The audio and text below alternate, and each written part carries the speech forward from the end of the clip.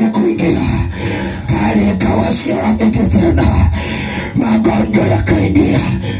Unisikilize, dhambi ilipungulia, ulango wa mateso, mateso yakaingia, masumbuko yakaingia, shida zikaingia, mateso ya kila namna yakaingia, mateso ya kila aina yakaingia.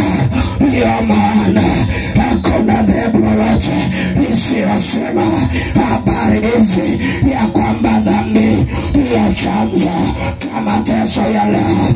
Hata ukame unatokea kwa sababu ya dhambi, hata mabaya yanatokea, hivyo vifo, hayo mateso, hayo magonjwa yanatokea kwa sababu ya dhambi, kwa sababu ya dhambi.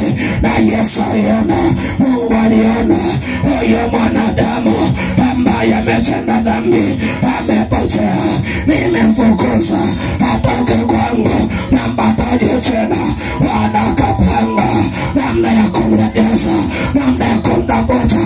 Unisikilize, Mungu alituma manabii wengi sana, akianza na baba Yesu Abrahamu, akamwagiza adimiza na tunaamini hivyo ya kwamba Ibrahim ni nabii, akatumwa ili arejeze watu. Haikuwezekana, wakapita wengine, mpaka akaja nabii Musa. Baada ikuwezekana, hata akaja nabii Daudi. Haikuwezekana, na manabii wengi sana wakapita, wakasema habari hizi. Baada ikuwezekana, iposa mwishoni Mungu akaona hana namna nyingine, akamtuma mwanae,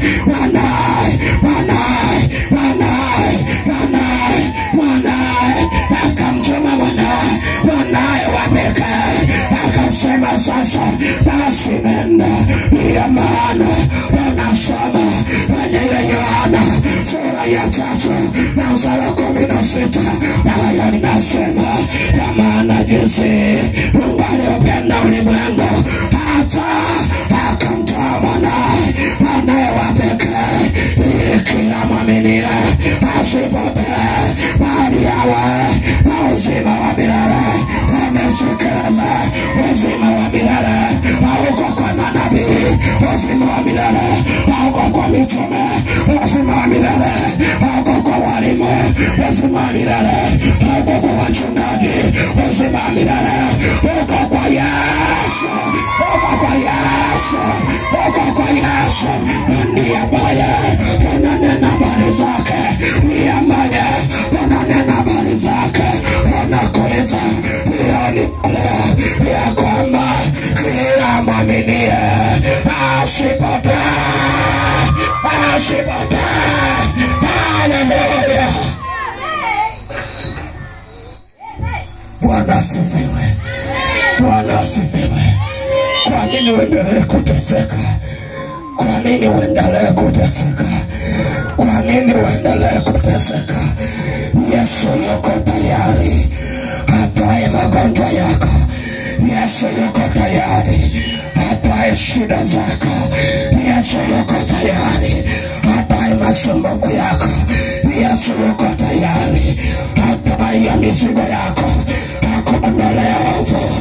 Ndiyo maana tuliyopata neema, tunao ujasiri. Ijapobadilika nchi, ijapotokea jua ikaramba mahindi yote, tunalo tumaini ya kwamba Bwana yeye ni Mungu wetu. Kwa hiyo hatuogopi, ijapobadilika hali, tunabaki tumesimama.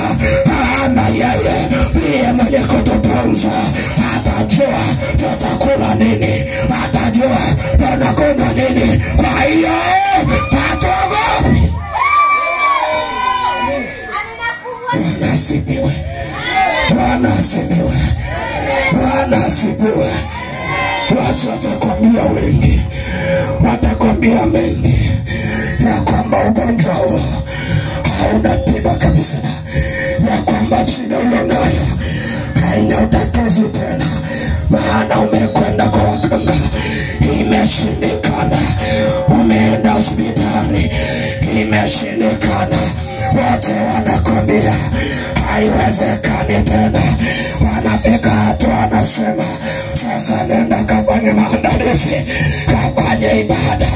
Mimi nakwambia kwa Yesu Kristo hakuna lisilowezekana. Hakuna lisilowezekana. Tumemwona wakati ambapo tulistahili kufa, tumeisha Bwana, tuhai na tunatembea kifua mbele. Naye Yesu hatuogopi wote. Jioni ya leo ukimpokea, jioni ya leo ukifungua moyo wako, anakuja kwako. Tazama anasema mimi nabisha mlangoni, utakisikia sauti yangu akafungua mlango, nitaingia ndani mwake, nitakula pamoja naye. Unisikilize, Yesu akiingia hakuna magonjwa yatakaa. Yesu akiingia hakuna mateso yatakaa. Yesu akiingia hakuna adha zitakaa. Masumbufu yote yataondoka, mateso yote yataondoka. Yeye ndiye Bwana wa uzima, yeye ndiye Bwana wa uzima. Naye anasema mimi njia, kweli na uzima. Toa kwa Yesu wapata uzima. Toa kwa Yesu wewe mzima. Hakuna sababu ya kwenda kuteseka. Yesu anakujali. Yesu